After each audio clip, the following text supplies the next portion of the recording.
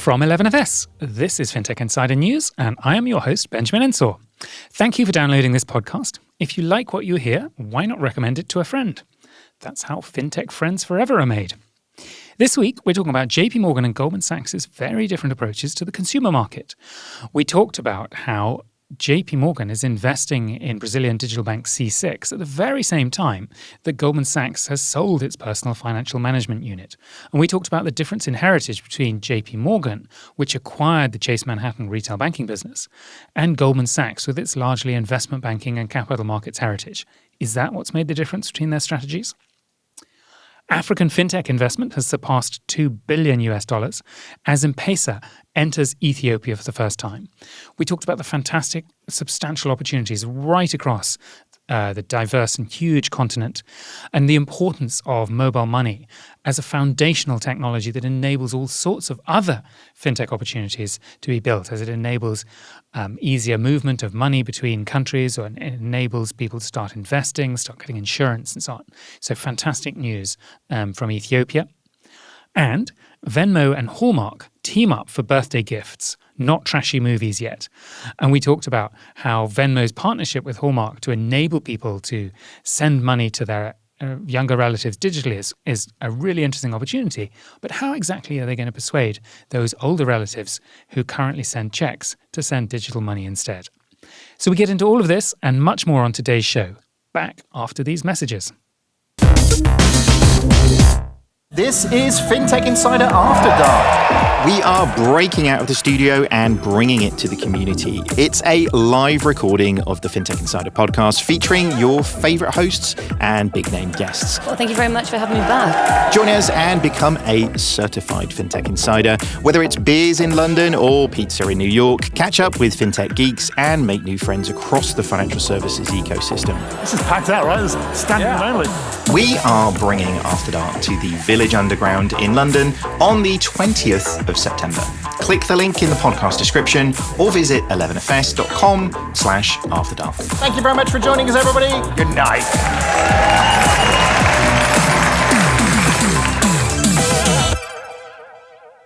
A lot of you know 11FS for our chart-topping podcasts, our events, videos, reports, and a bunch of other cool stuff that we do. But what a lot of you don't know is that this is just all our side hustle. We do so much more than that. At 11FS Ventures, we're partnering with ambitious businesses around the world to design, build, and launch truly digital financial services. We are building banks, shaping new propositions, and growing existing offerings that change the fabric of financial services.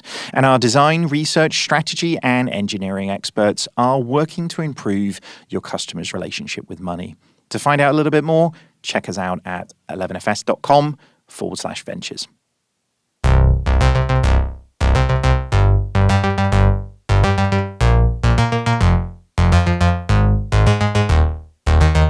Welcome to episode 778 of Fintech Insider. I'm Benjamin Ensor, Director of Research and Strategy at 11FS, and I'm joined this week on Fintech Insider News by three great guests, to break down this week's biggest stories in fintech and financial services.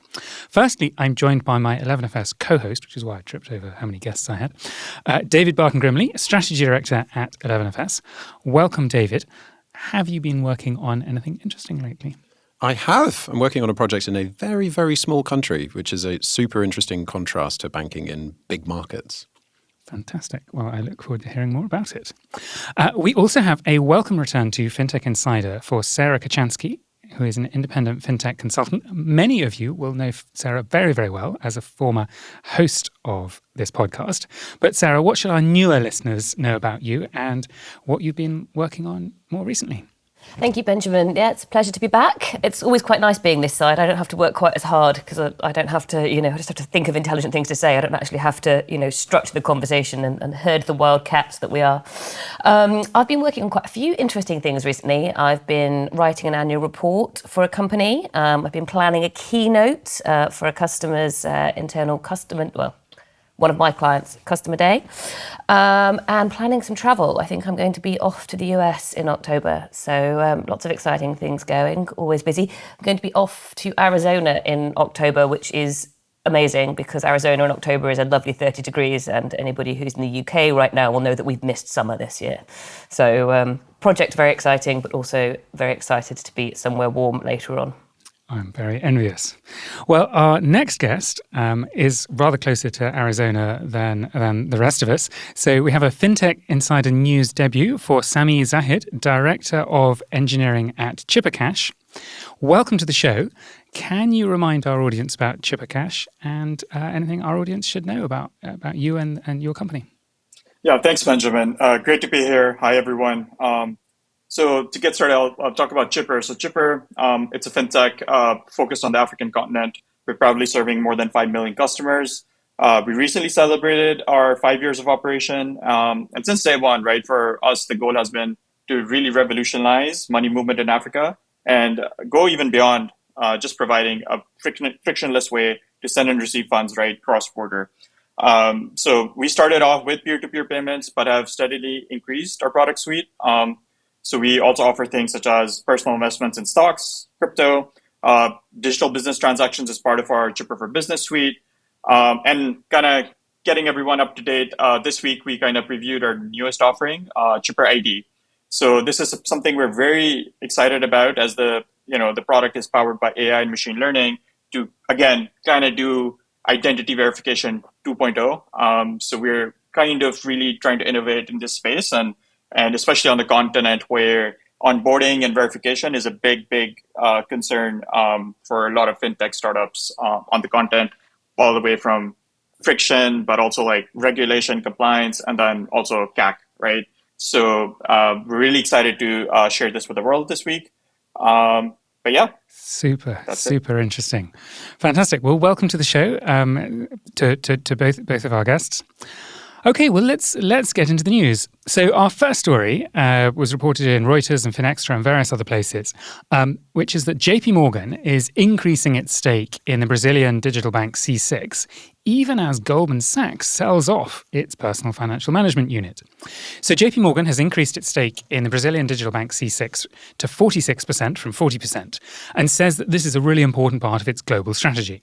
JP Morgan bought its initial stake in June 2021, and since then C6 has grown from 8 million to 25 million customers, and from 9.5 billion reais to 40 billion, which is 8.2 billion US dollars.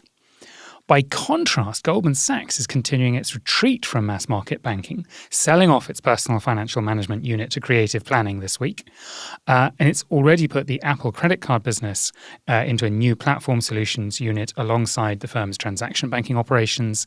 And there's huge question marks over the future of Marcus and what format that's going to continue in. And it's also selling off its BNPL outfit, GreenSky. So big contrast there. But first, let's start with Brazil. David, maybe let's come to you first. Is investing in Brazil a sensible step for JP Morgan? Is this a good market for JP Morgan to play in? It seems a sort of non-obvious move for John Pierpont Morgan, the sort of emblematic American firm. Why Brazil? Why? Well, it's really interesting. I mean, Brazil is a massive market, right? And, you said that C6 has got something like 25 million customers. You look at a bank like Nubank, which I think we all know quite well, is reported to have something like 75 million customers. So given the size of the market, the proximity to the US, the fact that Nubank, for example, offers services overseas, I think it's kind of an interesting one. It also matches, in some senses, JP Morgan's heritage. I mean, it's got a pretty substantial retail bank with Chase, right? So I definitely don't think it is as perhaps odd as we might think. Sarah, what do you think? The Brazilian market's obviously increasingly competitive. Do you think JP Morgan's backing the right horse? Do you think there's lots of growth opportunities in Brazil?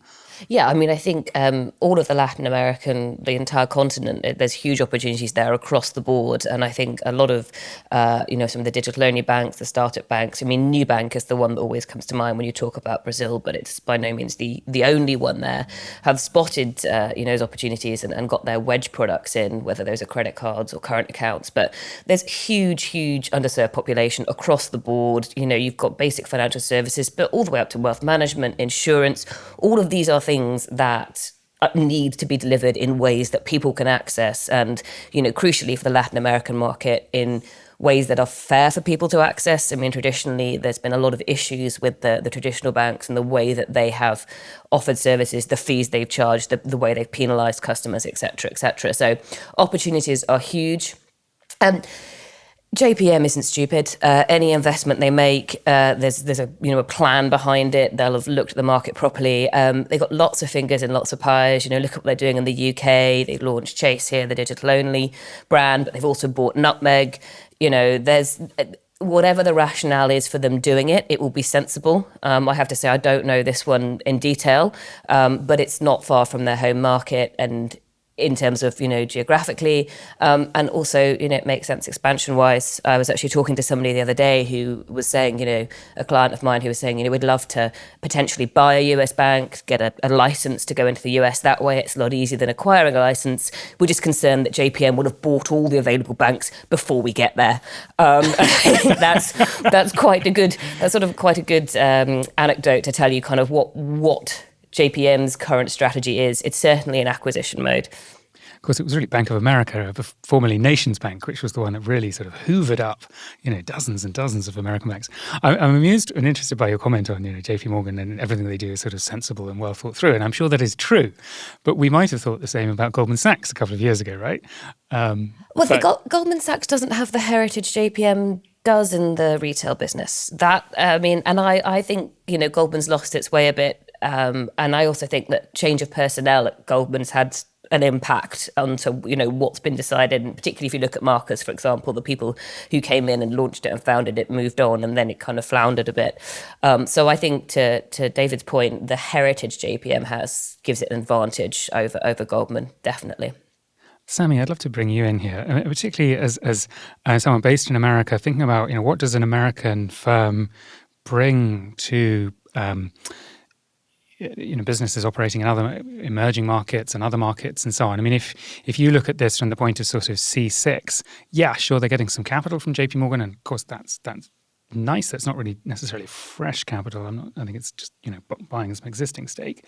What does having a big backer from a developed market like the United States bring in? Do you think? Thank you. I think that's a great question. I think when we kind of look at the space for emerging markets, of course, one of the things that pops up is things like, traditional finance know-how.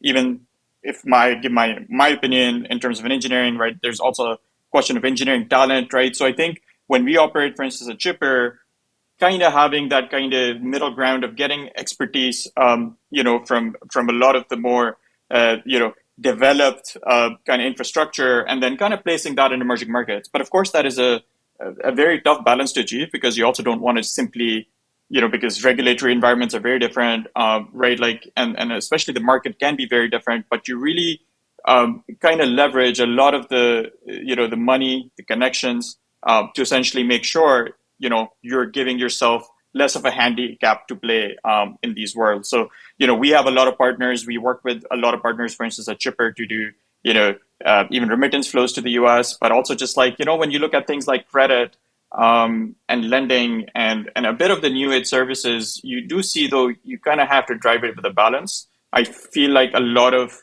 emerging market fintechs who do end up taking money right from institutional investors outside, they do kind of fall into this rhythm of like, let's just try to copy over solutions, right, from your developed regions. But I do think taking that money has to come with a grain of salt. But I think your point is correct. A lot of people sometimes overcorrect, try to really utilize that established money in a way that can be a bit problematic. But I think when we look into the context of C6, I think it can give them a lot. Nubank, for instance, excellent engineering execution. We're big fans. And I think, they grew with word of mouth organically. It was basically the product selling itself.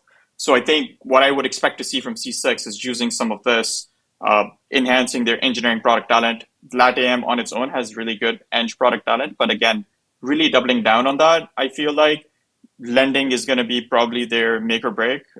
So we'll see. But I do think there always is a caveat when we talk about taking money right from a lot of fintechs like outside of their core market regions. David, what do you think on this point? I mean, there's a lot of digital banks in Brazil. I mean, you mentioned Nubank earlier, and everyone tends to focus on Nubank, but of course there's Banco Original, there's Neon, there's PagBank, etc. There's a whole bunch of digital banks really shaking up the Brazilian market, a bit like as Sarah was saying. How does this help C6? I mean, does having the backing of a JP Morgan, is that going to help them with their strategy? I mean, it's nice to have, but it's an interesting point, right? They're already growing. So what are they actually going to do with this? I think maybe what you do is you look at international scale, maybe if they're moving to other developing markets areas, maybe JP Morgan has licenses in that they don't have licenses in. That might be an interesting area. It could be an eventual exit. There's all sorts of different sort of paths I think that they can take with a big bank like JP Morgan owning such a massive stake of 46% is a pretty huge minority stake in the business. So yeah, I would say licensing and regulation and the eventual sale is probably the big one for me. Got it.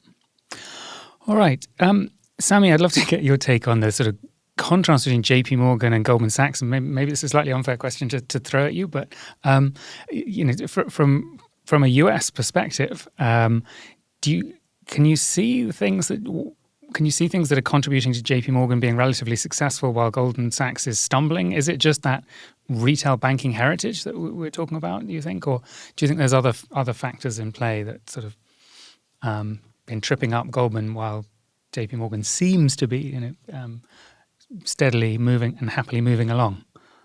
I do think at some point, right, like when we look at Goldman, kind of being the flag bearers for a lot of fintech in the US, where I guess Apple Card being a big flagship product on their side, right?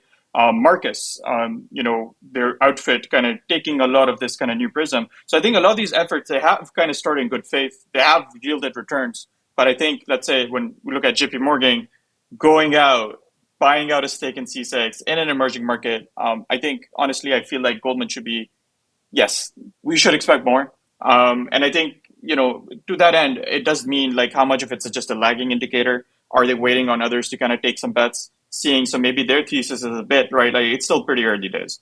And I will be honest, especially at Chipper, we've been at it for now 5 years. It feels way longer, but I think it's still pretty early days, right? So I think when we look at this decade, I think by the end, that's where I probably see a lot of, when we look at the fintech ecosystem, LATAM, Africa, Asia, we will see a more consolidation. And perhaps that's where maybe Goldman might step in. At least that's my take, yeah. Sarah, I'm going to give you the last word on this story. Do you think is this a smart move by JP Morgan? What do you think of the contrast between Goldman and JP Morgan's strategies? Well, I mean, as I said, I don't know. I mean, JP Morgan they're very clever about what's made public and what isn't made public. So whatever the strategy is, there are plenty of people out there who do know what it is. I don't know what it is because I don't work for them and I'm not inside Jamie Dimon's mind. He knows what he's doing. I think it's unfair to contrast JPM and Goldman because they're fundamentally different businesses. I think I have a real bugbear with people who it happens in the UK, people try and compare Monzo and Revolut. Well, one's a licensed bank and one isn't. So why are you trying to compare their business models or their costs or what they're doing? So I don't think it's necessarily fair to compare the two in terms of what JPM is doing specifically in Brazil. I think it's a sound market. I think the bank that that they've invested in seems like it's doing really well. It seems like a good place for them.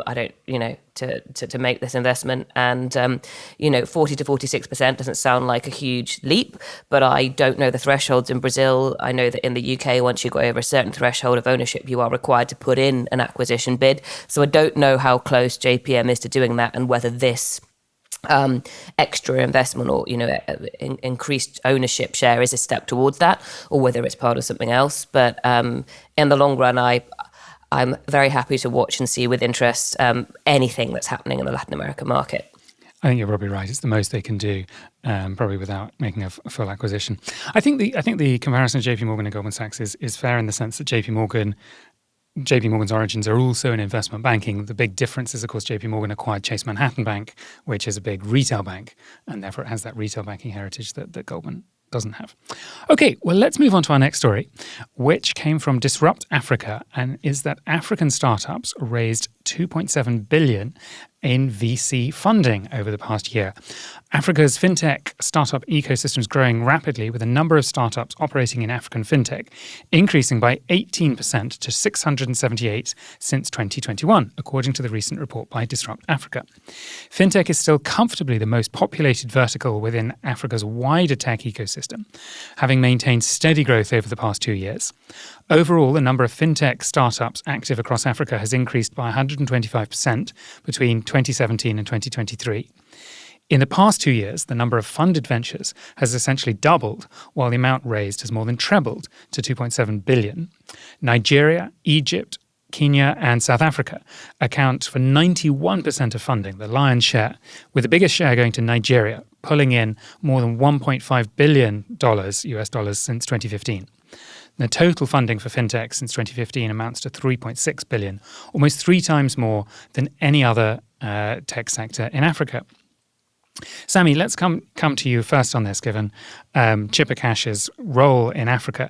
How heartening are these findings? Is this good news? Is this really not enough given the size of the continent? I mean, 2.7 billion sounds like a big number, but it's not really when you look at the size of the continent. No, excellent points. I think there's a lot of nuance here, right? But I think the key part, though, the headline still being, right, like after very tumultuous period, right, like what I would say is pre-2015, I think there are 2 kind of time periods, right, to kind of look at which are key, which is pre-2015, and then, of course, the hiccup, because I would still call it a hiccup, and still the resilience of the VC funding market in Africa that, peak 2021, we're still seeing funding roll in. Of course, less late stage, but like a lot more early stage deals being done since 21. But if you look at the more like broader lens since 2015, if our own fundraising success at Chipper, right, was kind of the basically catalyst, right, like that's where we kind of saw a lot of the trends kind of change. We had a lot of folks starting to raise and I think kind of start developing this kind of fintech ecosystem. But of course, the thing is raising money, right? I think a lot of considerations. Raising money is more of a promise to execute, right? So I think we still need to see in the long tail how some of this money is efficiently deployed, or is it more of just a cash grab in terms of just throw money, something will stick, some big players will emerge. So I think some of the ecosystem still needs to mature. I'm from Pakistan, so it's very similar, right? Like in Pakistan, emerging markets, you kind of see this first raise, companies ending up in that Series A region, but then finding a lot of struggles, right? So I think the ecosystem has already been through that. So we're in that second wave of capital. So it's really exciting, honestly. Like we are in that second, so there is progress. But to your point, when we look at Africa 30, 40 years from now, from a population growth, from a GDP success rate story, and all those things, I still think it's still early days, and definitely more money needs to be put in the future on this side. And for today, for us at Chipper, we're very well supported by committed backers. So it's really kind of pleasing to see the narrative shift, right? Like going from pre-2051, like I mentioned, where you would go to investors and a lot of them would refer you to like fellowship grants. They would not see this as a money-making opportunity. But now it's a very different. When you enter these rooms with investors, they understand money can be made. And then there's big opportunities. So just that mind shift, honestly, has been very great. And you can see that in this kind of Disrupt Africa piece kind of highlighting this. So exciting times. So from your perspective at Chipper Cash, this is just more money flowing into the content, more investment is great news. You're not worried about some of it going to some of your potential competitors. No. I think for us, I mean, honestly, we also we really want to ensure the ecosystem thrives because we also have, honestly, a lot of products at play. Like I mentioned, Chipper Identity, which we launched, is essentially a more of our embedded fintech play going in. So we have a lot of these kind of partnerships and we are very well committed.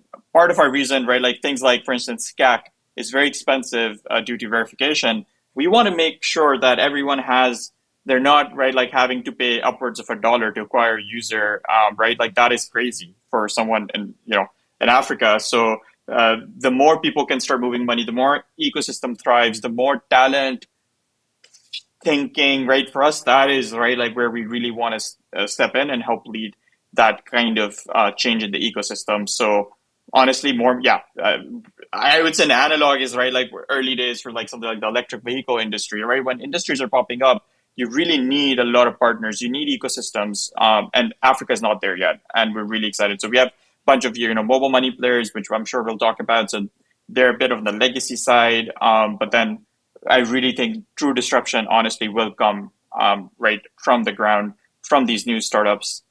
It's a big question on M&A and how that will emerge over the decade. But I do think a lot of the innovative stuff will be driven by VC-driven investments. Definitely. So CAC is the customer acquisition cost. Sarah, where do you think the money is going? Where do you think the opportunities are for fintechs in Africa? Yeah, I mean, the obvious one, the obvious one is payments and remittances, and that's almost like the low-hanging fruit, really. Though interestingly, if you look at fintech funding across the world from H1 23, payments is still the top investment category in fintech, and you think, oh, surely we've solved the payments problems by now, but you haven't, because there's every country has a different culture when it comes to money, and payments is a huge part of that. Every country has a different set of legacy players, a different set of systems. So it's not as simple as going, oh, we're just going to replace cash, because that's not quite how it works. And when we get onto some stories later, we will see some of the difficulties, particularly across African nations with the sort of just the infrastructural issues, which mean that you have to develop specific solutions for specific countries and specific regions. So I think, payments is obviously the obvious one. It's tangential to fintech, but vital to its success. And Samee already mentioned it, but I think identity verification, really, really important. We sort of almost think we've solved that. Places like the UK, when you look at companies like Onfido, because most people across, Western Europe do have an identity document. Here in the UK, unfortunately, it has to be, until recently you had to pay for that. It had to be a driving license or a passport, but still most people possessed one, which meant you could build a system on top of that. When you're looking at places where, and then in the rest of Europe, a lot of places have government-issued identity cards. Again, you can use that as a foundation from which you can build a system. When you don't have that, it becomes an incredible challenge. India reckons it solved it with its UPI, but that's a huge program, vast amount of resources. And, India had a top-down initiative to do it. The same with Brazil, when you're looking at the development of PIX, the identity verification issue was solved by the government. Well, Africa doesn't have a government. It has many, many, many different governing authorities.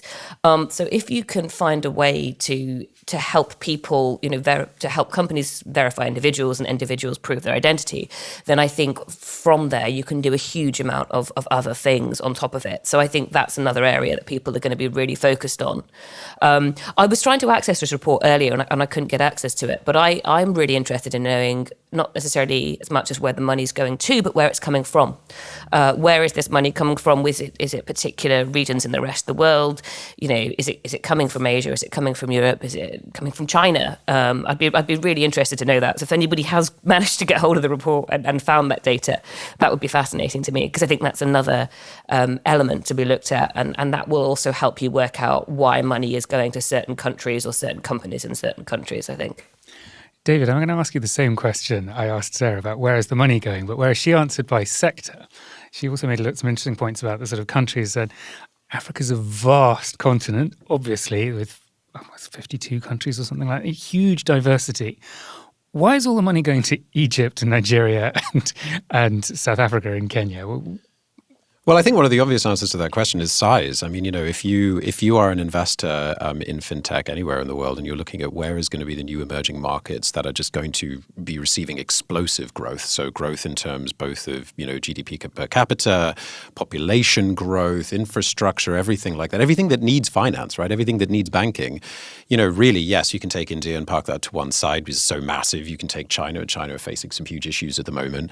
What you're left with are countries like Brazil, Brazil, like Egypt, like Nigeria, like South Africa, these very, very large countries which are growing. And in some cases, that's great. It's great for Africa as a continent. It's great for people in those countries. But what it does mean is that scaling from those countries to some of the smaller countries which are experiencing less growth and have, some more structural and institutional issues becomes, I suppose, quite difficult to do. If you think about, you're an investor sitting in San Francisco or in London or something like that, you're going to be making the bet, I think, in the country where you have the most confidence that you can grow within the country, I would imagine, without having to very, very quickly say, okay, right now we need to scale to 3 other countries in order to get the kind of saturation that we need, in which case you're dealing with multiple regulators, multiple currencies, and all sorts of issues like that. So I think my hunch is, I guess, that's probably one of the big reasons.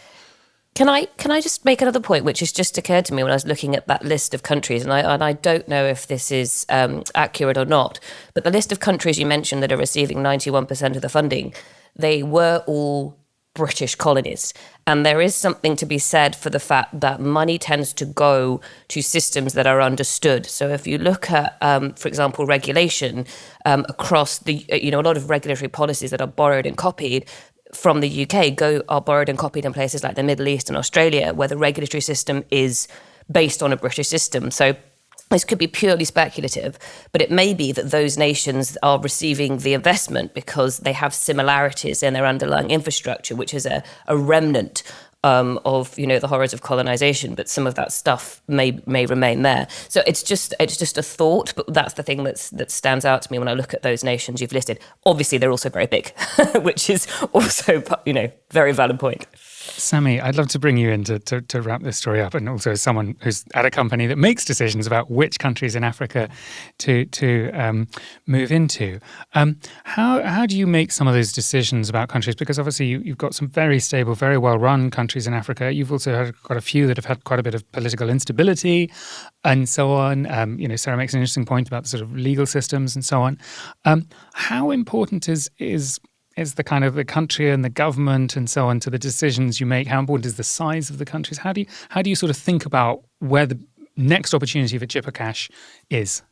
I think the way I would break it down, right, of course, is a lot of people can fall in this trap of like, okay, let's say we have, Northern Africa, you have Sub-Saharan Africa, you have East Africa, West Africa, South Africa, pick a country in each of these regions, and then solidify your product, expand outward. The key part is like, for instance, we're launching in Zambia soon.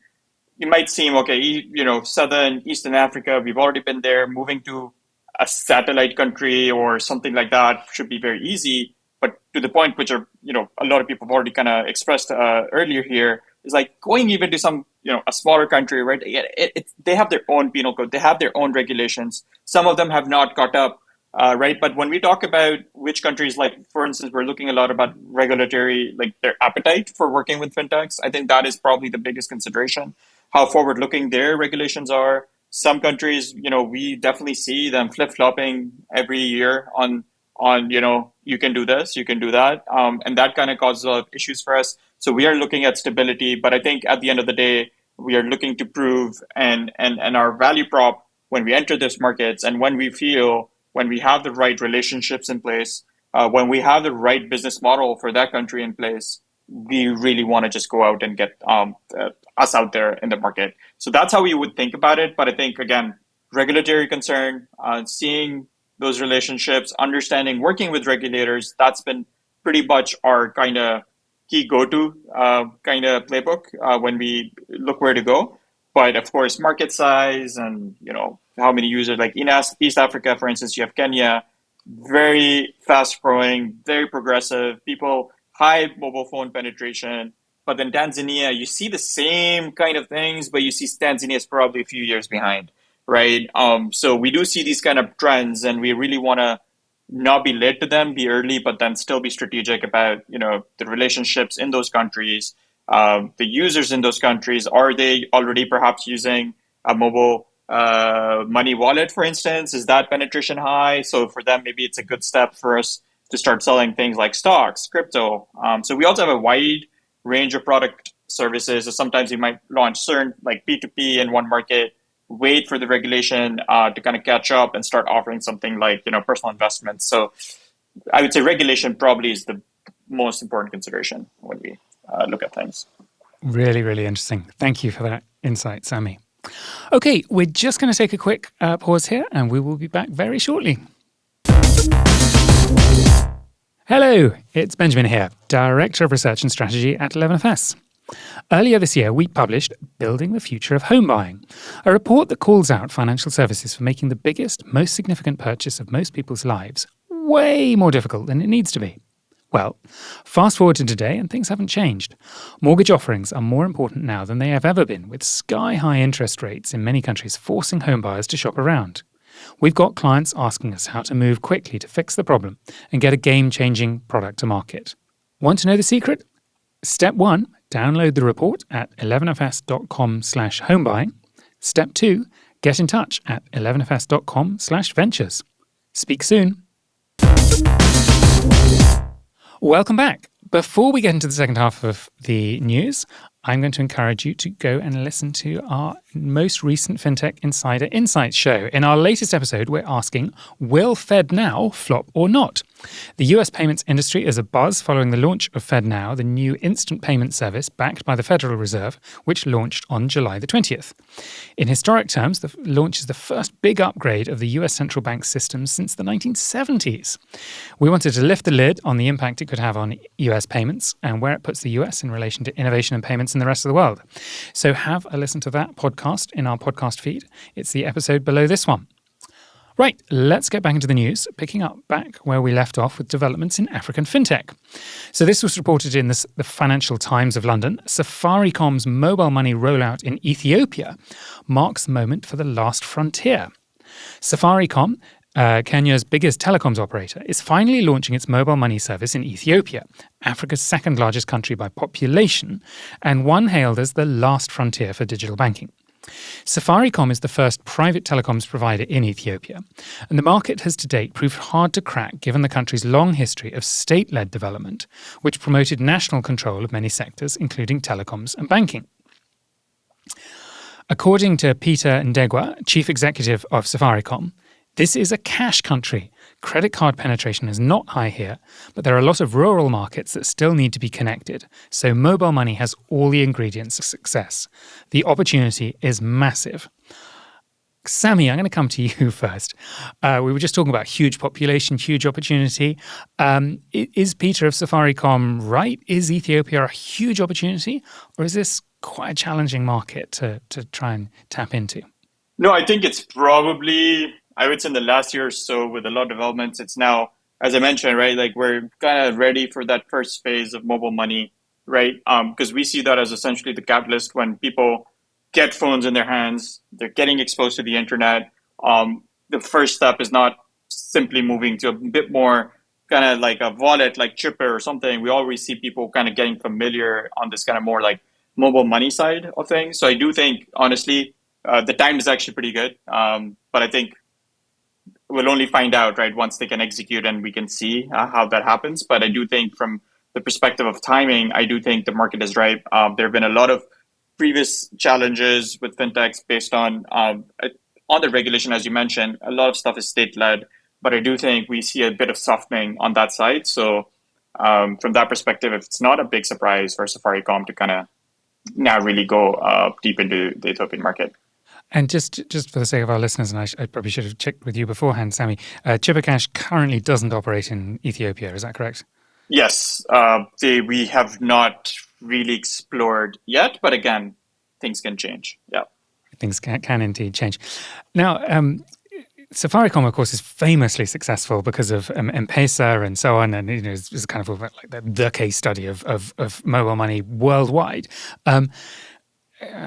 David, can you just sort of take a strategy that's worked in Kenya and just sort of drop it in Ethiopia and expect it to work? I mean, what's Safaricom going to have to do to try and replicate some of that success that they've had? No. I mean, everything from language to cultural differences to regulation to banking is all also fundamentally different. And don't forget, Ethiopia's just gone through a war.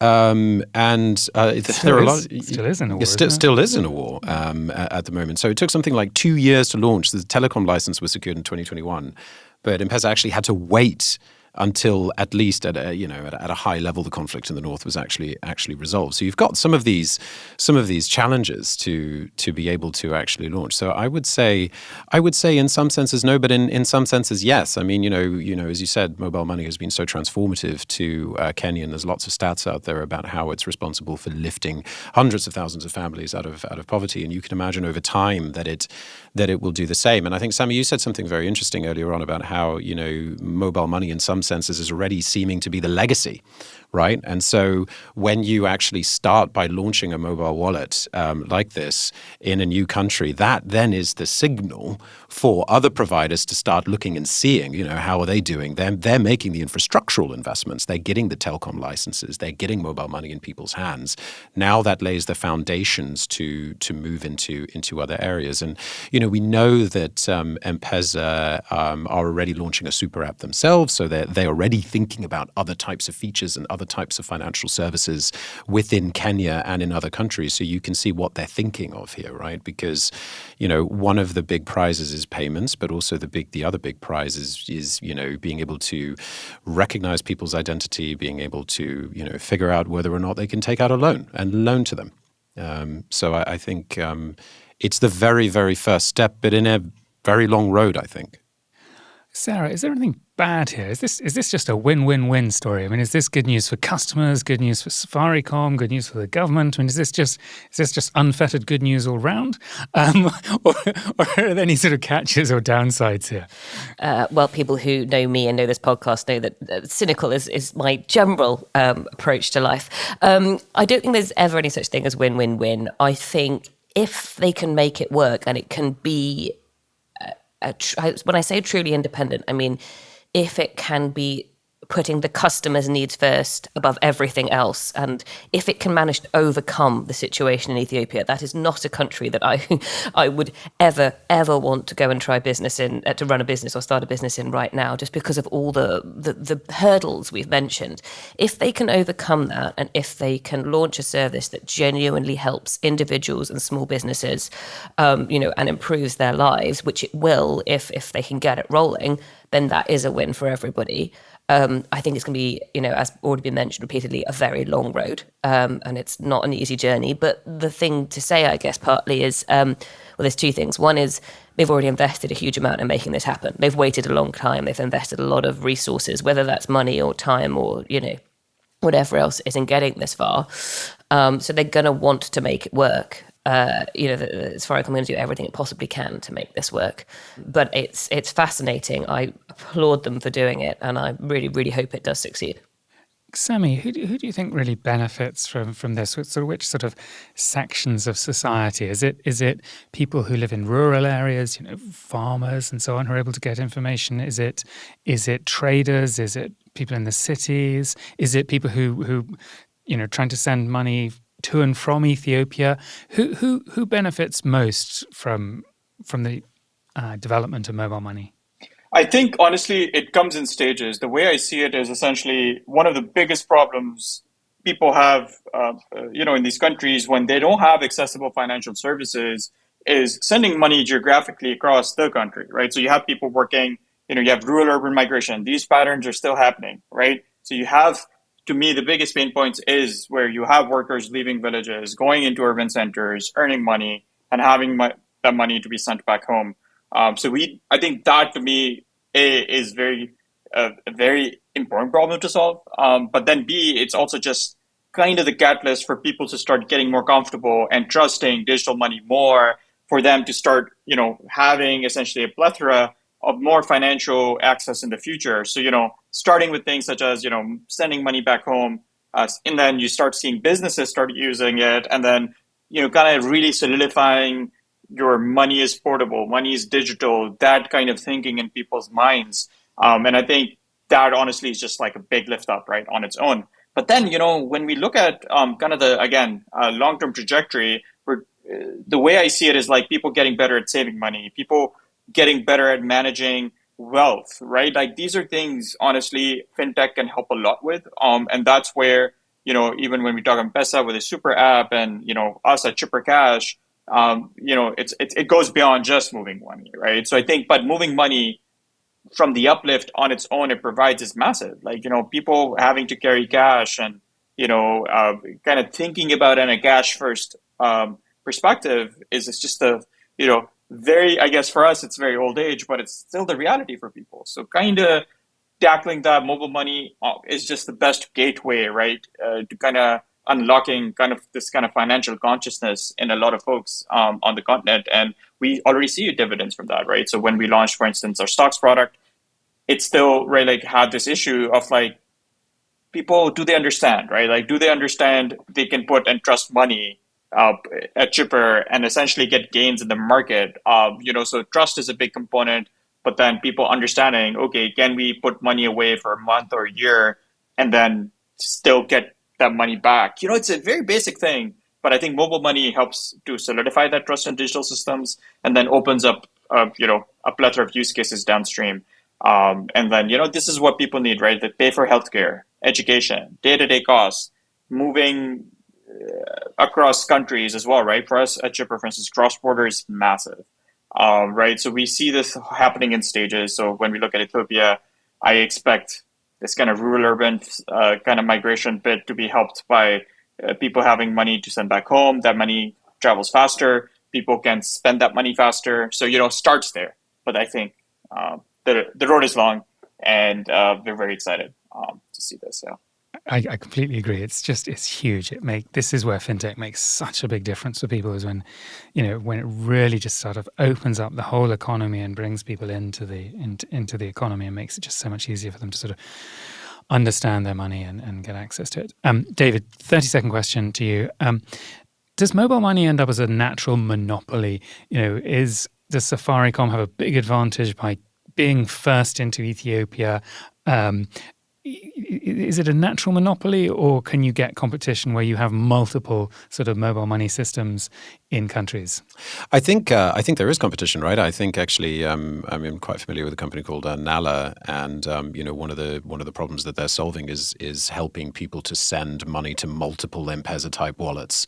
So yes, I mean, in some senses, it is a natural initial monopoly because of all of the upfront infrastructure. But in a country that has multiple telcos with multiple licensing infrastructures, then yes, there becomes then a plethora of different types of M-Pesa services, and then when you layer on top of that digital wallets as well, it can get quite confusing. But as being the first mover for a while, they definitely have, I think, that short-term monopoly anyway. But lots for others to play for in time, and to Samee's point, it opens up so many other doors. Okay. Well, let's move on to our last big story, which is that a new fintech accelerator, Archie, has launched in London, and this was reported in AltFi. The new venture is looking to identify and partner with a portfolio of early-stage fintechs globally, working alongside founders to help supercharge their growth. Initially focusing on startups in the UK, Australia, and Middle East, Archie says it will work side by side with fintech founders, deploying its team of experts to help maximize their chances of success.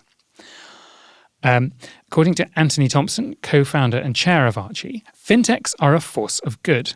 For years, they've disrupted the financial services industry, providing better products, services, and experiences for customers. But despite many great ideas, too many have fallen short, having not had the support they need. Archie will change that. Our team is perfectly positioned to offer the real hands-on senior support they need, and crucially provide it now, with it being more important than ever for fintechs to use resources in the right way, he added. Sarah, we saw you were tweeting about this one and how the UK doesn't need another accelerator. Can you expand on that? Because we saw TechNation closing down and so on. I mean, why doesn't the UK need another accelerator, perhaps? I mean, first and foremost, what fintechs need right now is cash. There are benefits to working with an accelerator, 100%. And somebody who was previously working, for an accelerator at Founders Factory, I think there are genuine benefits. But I think right now this doesn't feel like a proposition that is particularly beneficial to most, certainly fintechs in the UK. And I know that the situation is similar across Australia as well. I have concerns about the model. taking equity in return for advice and no cash is concerning to me. It's not uncommon for members of the board or NEDs to take equity in return for kind of advice, but those people are dedicated to one up to sort of 5 or 6 fintechs. I don't know how big the Archie team is. I don't know how possible it's going to be for them to be on hand day to day to actually offer the level of support that I think they're promising. And yeah, as I said, the model of equity in return for advice has been soundly criticised very recently across the board. Particular, a couple of famous investors in the US have just been outright ripped apart for it recently.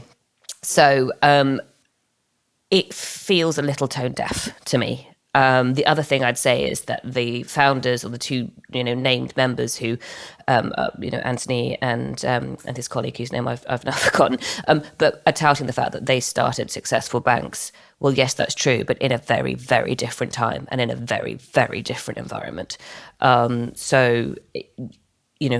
How relevant is their experience? I'm sure some of their experience is relevant, but given the current climate, is what they have to offer what fintechs need?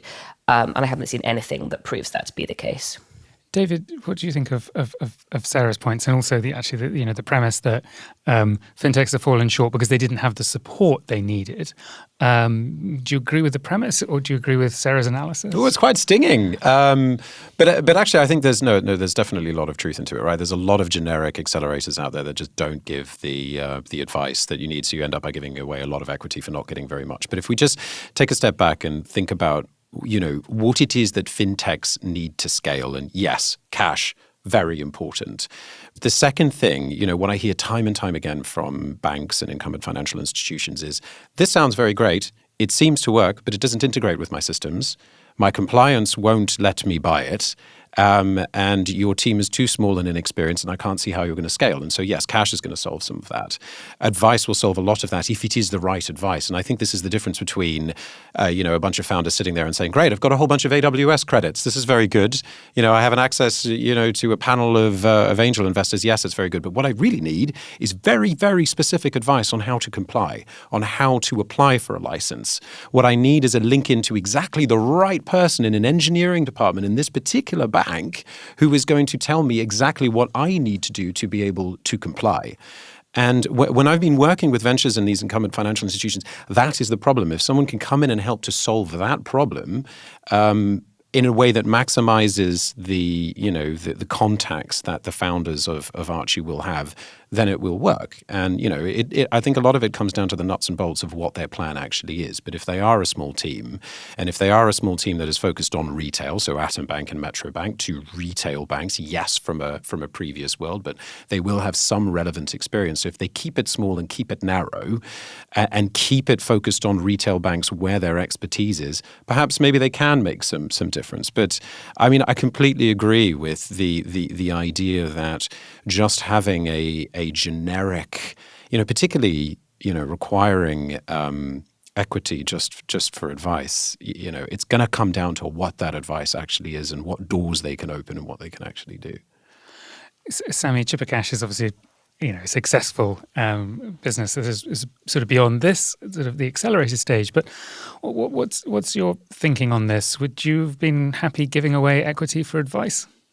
I have a bit of an interesting opinion, I'd say, on this. I'm not a big fan of accelerators, even though I would say Chipper Cash, we were incubated in an accelerator, 500 startups. It's very helpful, but I think it comes in, you have really, really great programs out there that are really trying to encourage the aspect of building and really look at startups. And, so we have, in the Valley, things like YC, there's Southwest Commons, 500 startups I just mentioned.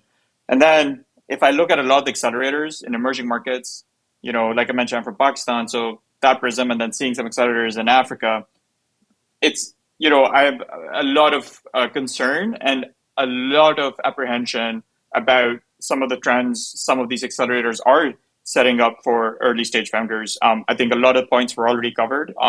Something, just giving away a big chunk of your equity for advice, but also they end up being essentially kind of like sales funnels, right? For a lot of the accelerators to sell products, right? In their ecosystem, which I've kind of encountered with other startups giving them advice. Why don't you build this and all? Oh, my investor, they're also leading this round and this, and then they put pressure. Of course, it's not exclusive to accelerators, but we do see a lot of kind of the equity money coming and investors coming from that accelerator side, kind of really pushing people to kind of, be a part of their cabal in terms of their set of suites and products, and does not allow founders to really think from first principles. So that is my big concern. It also encourages in my head a lot of entrepreneurship, because you kind of go into this accelerator and they kind of give you a lot of this, AWS credits and all. So it already gives you a fake sense of progress, right? Like, so I think it does not really set up people well. But again, I feel like it's one of those kind of like, not even 90-10, I'd say 199, right? Like 1% of them being very, very good and 100% amazing value add, but the large share of them, right, not giving enough value. And I think that is always the concern with some of these programs. So I think what we're saying is that while this, Archie, may be very well intentioned, the outcome may not be helpful for all of the fintechs. I think, Sarah, your point about the advice for equity is a very, very interesting one, isn't it? Of to some extent, is this a bunch of successful people trying to get a stake in these interesting fintechs, but maybe. Yeah, I mean, I do wonder why, with the names they have and the successes they have, with the personal brands they've built, the successes they have behind them, why they're not just doing this as an angel or doing this as a non-executive director. Like, what's in it for them to do it in this kind of, I suppose, it's commercial anyway, but like commercialized way? Why not just spend their time? And the markets you look at, those are markets that Anthony knows very well because he's operated businesses across them. They're launching in Dubai to start with, which again is a really interesting choice. Hugely energetic fintech market, 100%, a market worth looking at. But why there? So yeah, I think perhaps it's unfair to question the motivation of the founders, but I think given the way they've chosen to do it, no, I do think it's fair to question the motivation of the founders, actually. I'd just like to know a bit more. I think I'd like to hear a bit more from them about kind of why they've chosen to do it this way. All right. I think we will wrap up that story with the question of, okay, what problem is this really solving? And is it indeed really true that great ideas have fallen short because they didn't have the support that they needed? And that may be true. But I think there's a certain amount of skepticism in this particular panel. Okay, so we're going to move on to Big Click Energy, which is a quick-fire roundup of some of the more click-worthy news for this week. David, what do you have for us? Right, first up, X, formerly known as Twitter, gains payment licenses in 7 US states. This is from Finextra. After his $43 billion takeover of Twitter in April, Elon Musk outlined his ambitions to transform the platform into a financial super app. The new payment licenses from states of Arizona, Georgia, Maryland, Michigan, Missouri, New Hampshire, and Rhode Island are among the first steps to be taken to realize his vision. Musk has said that he envisions users connecting their online bank accounts to the social media service, with the company moving later into debit cards, checks, and whatnot. Interesting. So, on episode 697 of Fintech Insider, we hypothetically discussed whether social media banks would ever take off. And I highly encourage a listen to that episode. It's a very, very interesting discussion. I suppose the first thing we could say is, could this be the start of it happening for real? I mean, I think it is. I think that Elon Musk is very serious about doing this. Whether or not it's a good idea or whether it's going to, translate his $43 billion investment into something even larger remains to be seen. It's a highly competitive marketplace. There's lots of fintechs out there doing lots of wonderful, amazing things. They could very easily just be partnering with PSPs and creating their own ecosystem based around Twitter as an identity. This is the thing I kind of don't understand a little bit, is like there are many options when you think about going into fintech, many different ways of doing it, which maximize your strengths. Rather than trying to do all of this themselves, I kind of wonder, also particularly when he's not entirely sure what it is he's going to do, because he said debit cards, checks, and whatnot. So, do you not have a whatnot? I think I have several whatnots. I just don't know what they are. Okay, let's move on. So our next story is that open banking has reached 11 million payments, milestone 11 million payments a month. according to Fintech Finance. Open banking in the UK has surpassed 11 million payments in July 2023. This reflects a 9% increase in total payments compared with the previous month. Year-to-date data for 2023 against 2022 demonstrates that total payments have doubled, showing a growth of 102%. In July 2023, the number of active payment users surged to 4.2 million, a substantial 10% rise from June 2023, the previous month. Among the drivers of growth are single domestic payments, which recorded 10.5 million transactions in July, an 8% increase from June. So as with most stories on open banking, it really depends on what you expected at the beginning, because if you didn't expect open banking to be very big, then this is good news. If, on the other hand, you expected open banking to be the biggest thing since sliced bread, then this is actually a bit disappointing, because 11 million payments, while it sounds like quite a lot in a population like the UK's, where there's about 70 million people and 60-odd million adults, 11 million payments per month really isn't very much. Transport for London has something like 2 million payments on its Oyster cards every day. So in about a week, that's doing as many payments as open banking. So good progress, but still very small. And I remain disappointed that we haven't seen wider adoption of open banking and more use of that to speed up and accelerate payments in the UK. And I know there are lots of people working really hard to make that happen. So this is good news, but still so much more potential. Okay. And finally, let's have the final section of the show, which is a look at something more offbeat from the news this week. So Venmo is partnering with greeting card manufacturer Hallmark to let you send a physical gift card loaded with money. People will be able to choose a card, scan the QR code inside the card, add the amount they want to give, write a note, and send it. The recipient can then scan the QR code and add the money to their Venmo account. According to a Venmo spokesperson, collaborating with Hallmark not only brings Venmo into the physical gifting space, but also helps connect generations accustomed to giving physical greeting cards with cash to younger generations who are used to having everything digital, like a grandparent sending a birthday gift to their grandchild or a family celebrating a recent graduation. Following a user survey, PayPal-owned company said that 78% of the survey participants use Venmo to send gifts to each other. Samee, let's bring you in first as the American resident in the call. Is this a good team up? Would you use this service if you could? Is this something Chipper might offer to its customers? What do you think? I think it's a fun idea for sure. I think their kind of point around a lot of people use them to send gifts to their loved ones. I think I relate to that for sure. I think.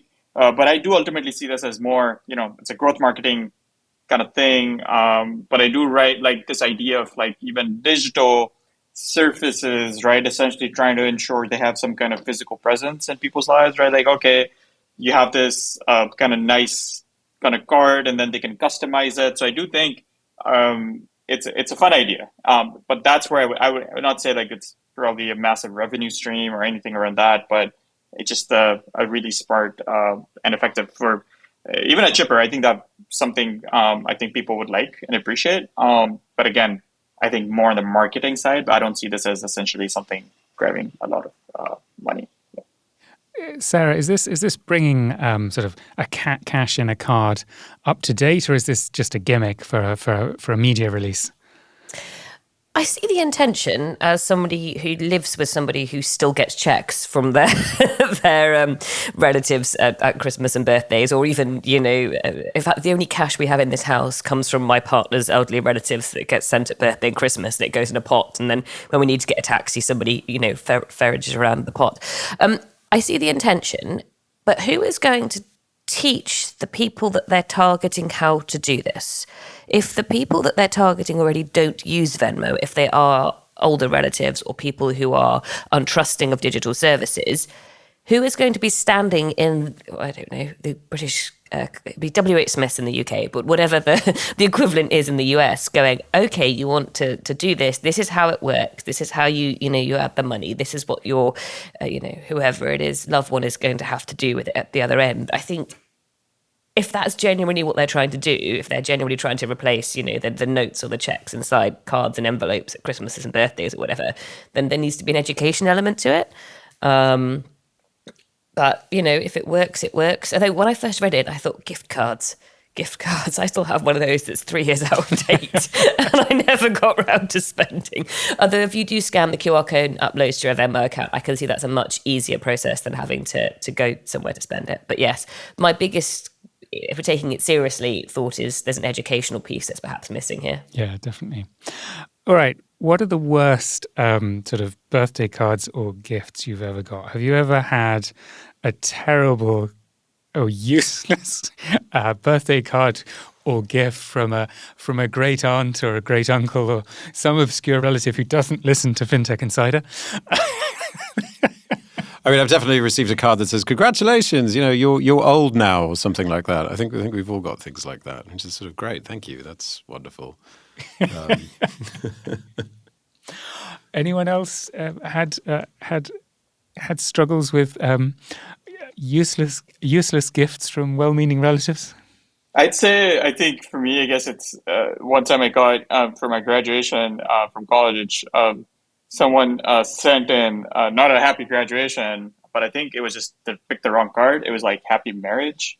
And I think that was just left a lot of, I was like some deep metaphor or like, I was like, I don't know. I found out they had it. But again, I think to the point of bad gifts, I think people, at the end of the day, it's the gesture, right? So I don't think people mind too much at the end of the day. So.